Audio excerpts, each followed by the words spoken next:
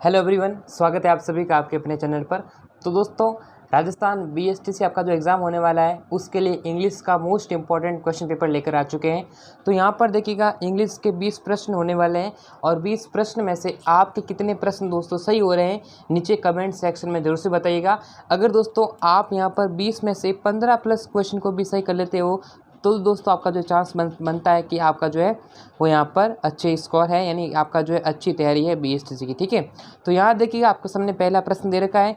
दोस्तों आगे बढ़ने से पहले मैं आपको बता दूं कि अगर आपने अभी तक चैनल को सब्सक्राइब नहीं कर रखा है तो आप अभी चैनल को सब्सक्राइब कर लीजिएगा, नोटिफिकेशन बेल को प्रेस कर लीजिएगा और इस वीडियो को दोस्तों लाइक करना है ज़्यादा से ज़्यादा। ठीक है, लाइक करना है, शेयर करना है, सब्सक्राइब करना है। ठीक है, और टेलीग्राम चैनल को भी आप ज्वाइन कर लीजिएगा, वहाँ पर भी आपको जो PDF वगैरह मिल जाएगी, तो लिंक नीचे डिस्क्रिप्शन बॉक्स में दे रखी है।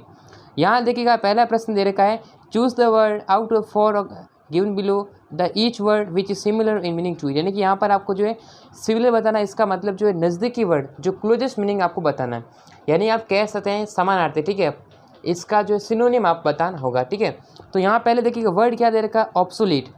ऑब्सोलीट का मतलब क्या होता है कि कोई भी वस्तु जब वह यानी उसका जो प्रचलन नहीं होता, यानी कह सकते हैं कि अप्रचलन। ठीक है, अप्रचलन यानी कि वो प्रचलन से बाहर हो चुकी है, अनफैशनेबल, यानी जो इसका कोई अभी फैशन में नहीं है, तो इसे क्या कह सकते हैं।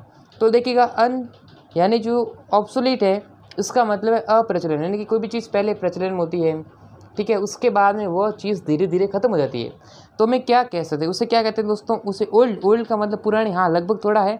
फैशनेबल कैसे होगा, ये तो इसका विपरीत हो गया, यानी प्रिविलेंट ये भी नहीं है दोस्तों। ये देखिए ये क्या है, आउटडेटेड। आउटडेटेड मतलब क्या है, प्रचलन से बाहर। तो हमारा जो आउटडेटेड जो है करेक्ट आंसर होने वाला है, यानी ऑप्शन नंबर 2 राइट आंसर होगा। आगे देखिएगा अलाउ। अलाउ करना, किसी को क्या करना है, अनुमति देना। क्या करना, अनुमति देना, तो अनुमति प्रदान करना। तो अलाउ क्या कह सकते हैं, उसे बोलते हैं परमिट। परमिट का मतलब ये क्या होता है कि आज्ञा प्रदान करना, आगे देना, इजाज़त देना। ठीक है, तो हमारा जो आंसर हो जाएगा परमिट। बहुत सिंपल है, कोई दिक्कत नहीं है। नेक्स्ट देखिएगा 153 क्वेश्चन दे रखा है आपके सामने स्क्रीन पर, choose out of 4 word given below. यहाँ पर क्या बताना, which is very opposite. Opposite का मतलब है विलोम शब्द, विपरीत अर्थ वाला बताना। तो यहाँ देखिए इसका मतलब ब्लेसिंग। ब्लेस का मतलब क्या होना है, कहते हैं ना कि may God bless you. May God bless you मतलब कि भगवान आपको आशीर्वाद दे। तो ब्लेसिंग का मतलब होता है आशीर्वाद। ठीक है, आशीर्वाद। तो आशीर्वाद का विरोध क्या होगा, आशीर्वाद का विलोम शब्द होता है क्या करना, श्राप देना। तो श्राप को इंग्लिश में कहते हैं कर्स। ठीक है, तो ये अपना आंसर हो गया बी आंसर। ठीक है, चलिए बेनिफिट। बेनिफिट का मतलब क्या है, मुनाफा, लाभ मान सकते, क्या होता है लाभ। तो बेनिफिट का लाभ का क्या हो जाएगा, घाटा हो जाएगा, नुकसान हो जाएगा। लाभ का क्या हो जाएगा दोस्तों आंसर, हार्म या फिर लॉस हम कह सकते। ठीक है, लॉस हमारा जो है करेक्ट आंसर होगा। हार्म भी हो, हार्म का मतलब होता है नुकसान हो सकता है, क्या होगा हार्म। तो यहाँ पर दोस्तों जो हार्म जो है सबसे अधिक प्रभावशाली हो सकता है कि हार्मफुल, तो नुकसान भी हो सकता, दोनों में से कोई भी हो सकता है। यानी देखिएगा ऑप्शन थोड़े बहुत, ये जो बुक है इसमें से ऐसे ही ऑप्शन दे रखे हैं, थोड़े बहुत मिलते जुलते दे रखे हैं, तो कोई दिक्कत नहीं है। आगे देखिएगा, choose the word out of 4 following 4 words which indicates, यहाँ पर इंडिकेट करता है the policy of extending a country's empire. यानी जो एक पॉलिसी नीति जो है क्या करती है, उस यानी जो कंट्री का जो क्या करती है, एक्सटेंड करता है। यानी कि यहाँ पर हमें बताना है इसमें क्या बोलते हैं, इसे बोलते हैं साम्राज्यवाद। क्या बोलते हैं दोस्तों, साम्राज्यवाद। तो साम्राज्यवाद का मतलब होता है इम्पेरियलिज्म। ऑप्शन नंबर 3 जो है राइट आंसर होने वाला है। नेक्स्ट क्वेश्चन दे रखा है, यहाँ पर आपको बताना है, क्या बताना है, यहाँ पर देखिएगा मिसलेप्ट वर्ड बताना है, जो गलत दे रखा है ना, यानी कि शुद्ध वर्तनी जिसे बोलते हैं, यानी कौन सा शब्द आपको, कौन सा वर्ड जो है मिस्टेक है, मतलब उसमें मिसप्रिंट है, कौन सा जो है गलत दे रखा है, जल्दी बताइए दोस्तों करेक्ट आंसर।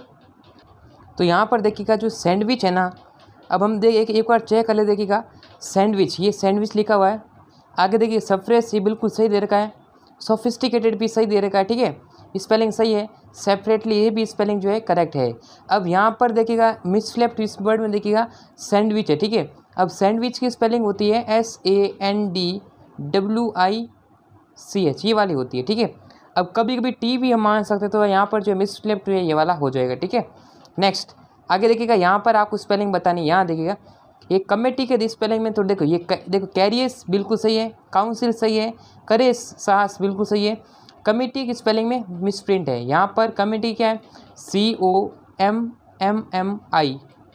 ठीक है, ये TTT ये होती है हमारी कमेटी की जो करेक्ट स्पेलिंग। यहाँ पर क्या कर रहा है, यहाँ पर TT आना चाहिए था, तो ये हमारा जो है कमेटी की स्पेलिंग जो है गलत दे रखी है। आगे देखिएगा ही और यहाँ पर इज़ है ना, he is richest man in our village. यहाँ पर आपको आर्टिकल का यूज़ करना है, तो यहाँ पर देखिएगा ये जो है कौन सी डिग्री है, ये अपनी सुपरलेटिव डिग्री है, ठीक है। तो ध्यान रखना कभी भी सुपरलेटिव डिग्री के पहले हमेशा आर्टिकल द का यूज़ किया जाता है।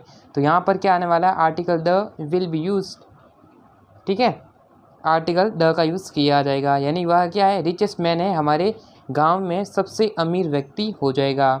Next, she was talking to the man, she was talking यानी कि वह बात कर रही थी किस आदमी की, उससे आदमी से बात कर रही थी। सी डिड नॉट नो, वह जानती नहीं। तो यहाँ पर हमें बताना है, यहाँ पर जो है प्लूरल जो है ये प्रोनाउन है ना, उसका यूज़ करेंगे हुम मतलब जिसको वह जानती नहीं थी, ठीक है, करेक्ट आंसर हो जाएगा।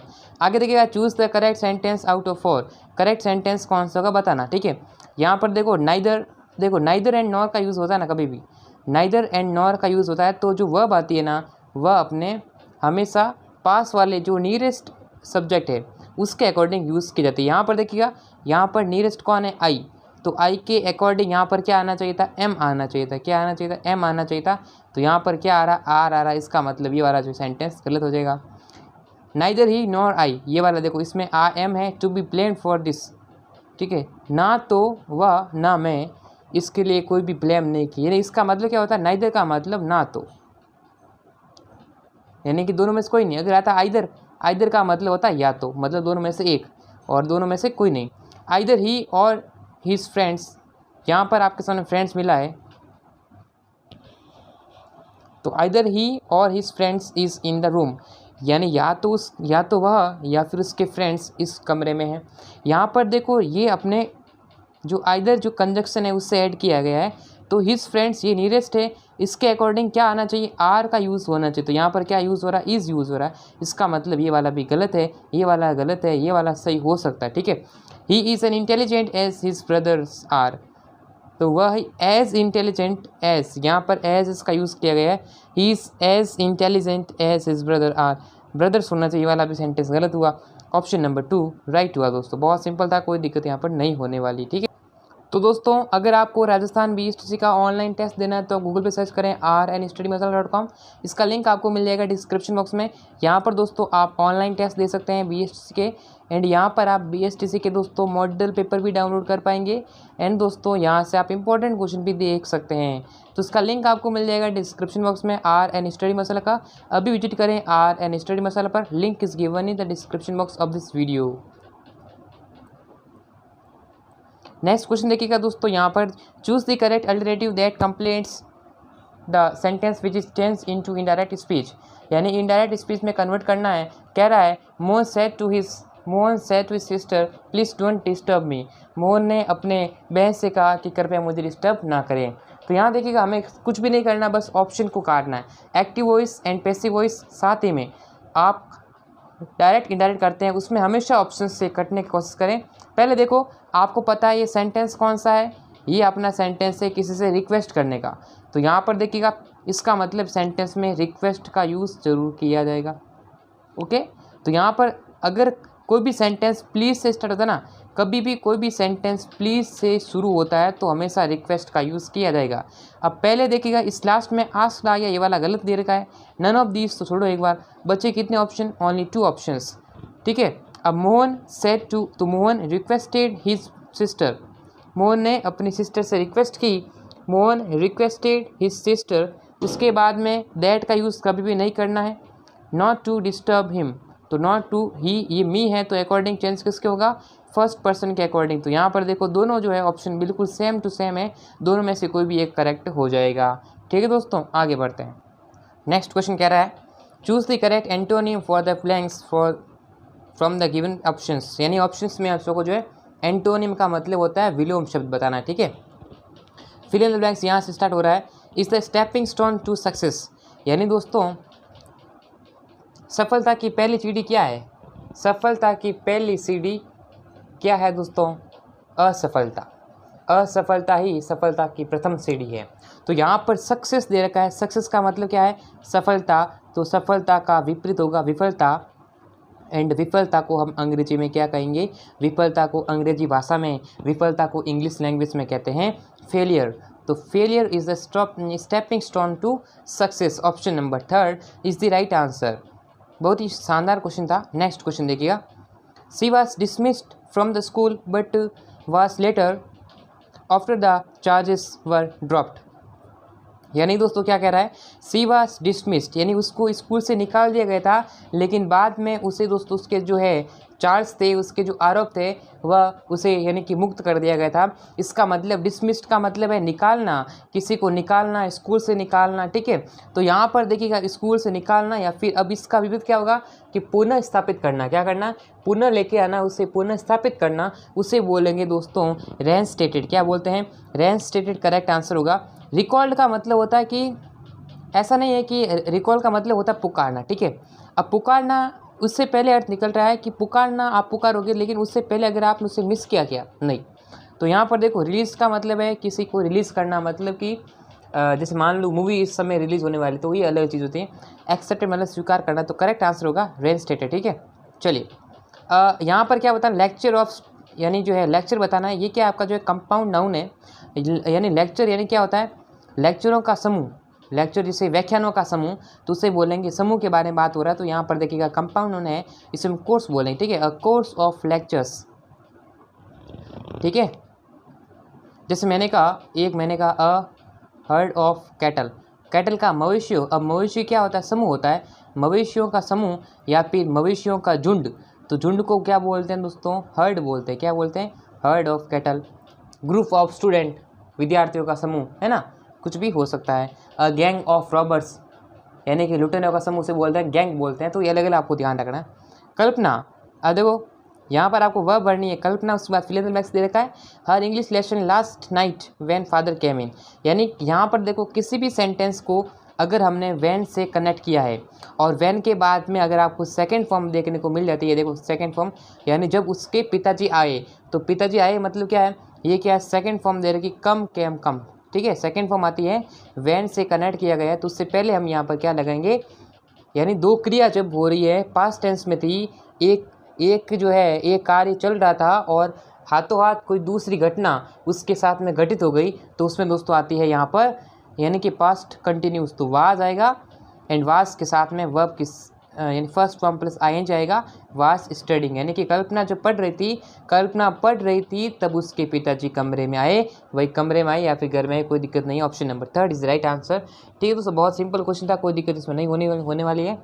ठीक है, चलिए नेक्स्ट क्वेश्चन दे रहेगा, choose from the options a suitable word for the यानी एक्सप्रेशंस गिवन, जो है यानी वन वर्ड बताना। तो यहाँ पर देखिएगा a disease which ends in death, एक ऐसी बीमारी जो कि हमेशा घातक साथ होती है, जो कि यानी कि मृत्यु के साथ ही समाप्त होती है, तो उसे बोलेंगे घातक। घातक का मतलब हम बांध सकते हैं फैटल। क्या होते हैं? फैटल। ऑप्शन 3। ठीक है, चलिए हार्ट। नेक्स्ट क्वेश्चन देखिएगा, hand writing that cannot be read, ऐसी हैंड राइटिंग जिसे पढ़ा नहीं जा सकता, यानी जिसे पढ़ नहीं सकते, पढ़ने में असमर्थ हूँ। अब कोई विद्यार्थी कैसे लिखता है? जो मकोड़े के टांग की तरह लिखता है, पता नहीं चलता भाई क्या लिखा उसने। ठीक है, तो कोई दिक्कत नहीं है, लेकिन यहाँ पर हमें समझ में आना चाहिए। ठीक है, तो ऐसी भाषा जिसे नहीं पढ़ा जा सकता, क्या बोलेंगे? इनएलिजिबल नहीं, अनएडिटेड नहीं, इलिजिटिमेट नहीं दोस्तों, उससे बोलेंगे इलिजिबल। ठीक है, करेक्ट आंसर होना चाहिए ऑप्शन नंबर, ठीक है, 4 अपढ़ जिसे बोलेंगे। नेक्स्ट क्वेश्चन दे रखा आपके सामने स्क्रीन पर, रीड द फॉलोइंग पैसेज को पढ़ना है एंड देन आंसर करना है। ठीक है, यहाँ पर देखिएगा under the concentrated assault of a modern debunking science, psychology and sociology, nothing indeed has seemed to be more safely buried than the concept of freedom, even revelations would rather degrade freedom to the rank of a lower middle class prejudice that admit that aim of revolutions was always has been freedom, yet it was amazing to see how the very world freedom could disappear from the revolutionary vocabulary। यहाँ पर देखिए ये जो शब्द आया है prejudice, इसका मतलब होता है पूर्वग्रह। क्या होता है? पूर्वग्रह होता है। अब यहाँ पर सेंटेंस को पहले पढ़ना नहीं है, टेंस को बहुत ही ऊपर से नज़र मार लेना, ठीक है, हमेशा ट्रिक बता रहा हूँ, नज़र मार लेना। उसके बाद यहाँ देखिए क्वेश्चन क्या कह रहा है, वो क्वेश्चन कह रहा है कि what can be infer from the passage, revolutions are of recent origin, aim of war is freedom. तो इसका जो करेक्ट आंसर होगा वॉर एंड रेवोल्यूशन वाला करेक्ट आंसर। यहाँ पर देखिए जो प्रेजेंट एज की बात कर रहा है ना, तो ये देखो ये प्रेजेंट एज की बात इसमें कर रहा है। नेक्स्ट देखिएगा, द ऑथर डजंट से, यानी ऑथर क्या नहीं कहता है, यानी लेखक क्या नहीं कहता, कहता है दोस्तों, no war is a sacred war, कोई भी वार जो है पवित्र वार नहीं है, ठीक है।